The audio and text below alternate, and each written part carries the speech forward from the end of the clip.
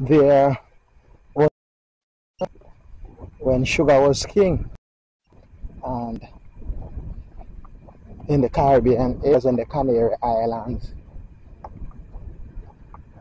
sugar was being cultivated on a large scale.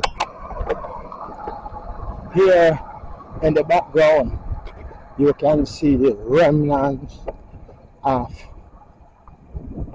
sugarcane cultivation.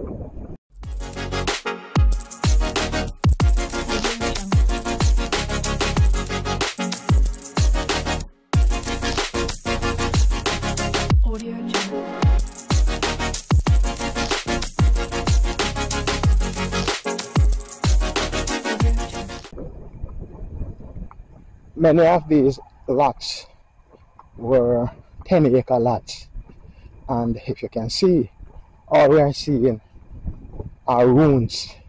So we can see a acacia tree, we see a lot of grass and a lot of shrubs.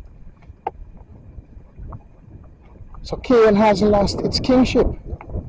I think it's even worse than a peasant or a subject at this point in time.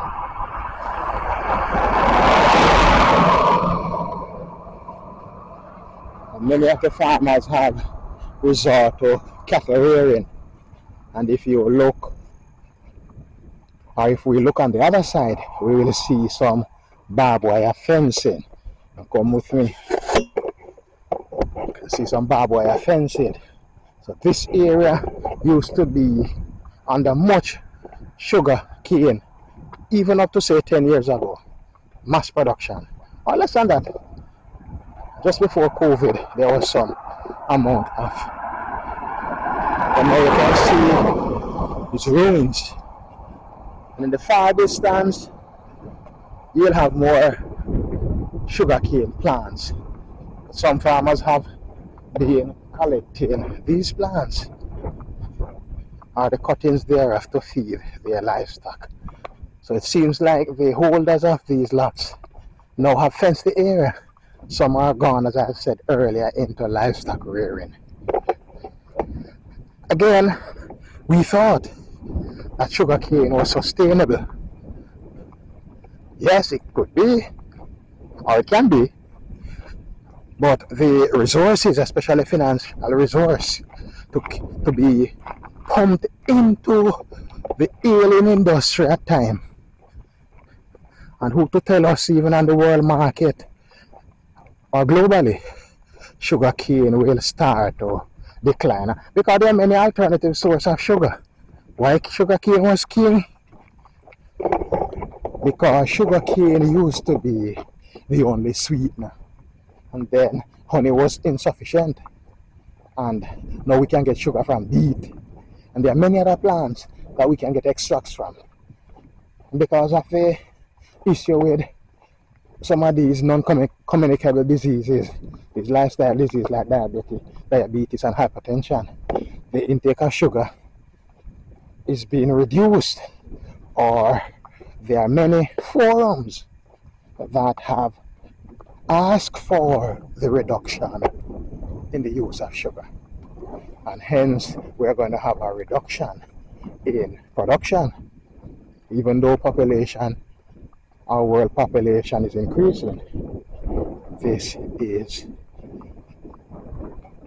an issue. So again, we have a whole lot of shrubbery, and some of these posts have been newly installed. These persons have done a good job. Go closer to the other side so we can see. Nicely done. Again, these tasks are laborious. I see lately some men with some auger, some electronic auger that pushes the ease with which the crop is secure, the remain that is, and the animals are secure in these plots or lots. I've seen, however, though, in the recent past, this area was under fencing, but now I've seen the fence has been removed and the post standing alone.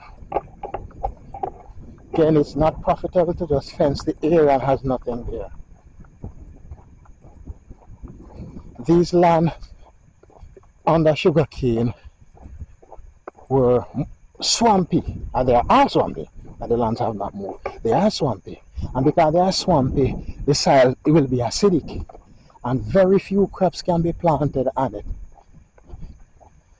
If tests are done, then dasheen could be a crop that could be planted here, and good results could be had. But again, we have the incidence of predial loss, and people would rather go farther inland and nearer to the reserves to plant.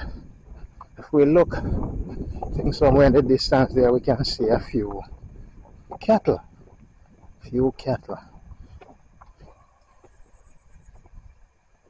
Yes, they're running all the way over there. Seem to be wild. Fortunately, I haven't got my widescreen and my focus lens. Right over in the distance there, I know that cattle are there. So again, sugar has lost its kingship.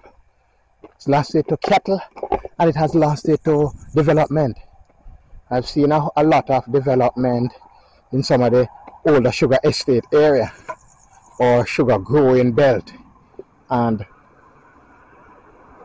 again, land will never increase. Land will always decrease as the population increases, because the land is being used for industrialization, it is used for home, it is used for other recreational activities. So we have to be careful. Alright? Very, very careful. So yes, sugarcane was king. Now it's less than, as I say, a peasant or a subject. But let us take another look into it and see.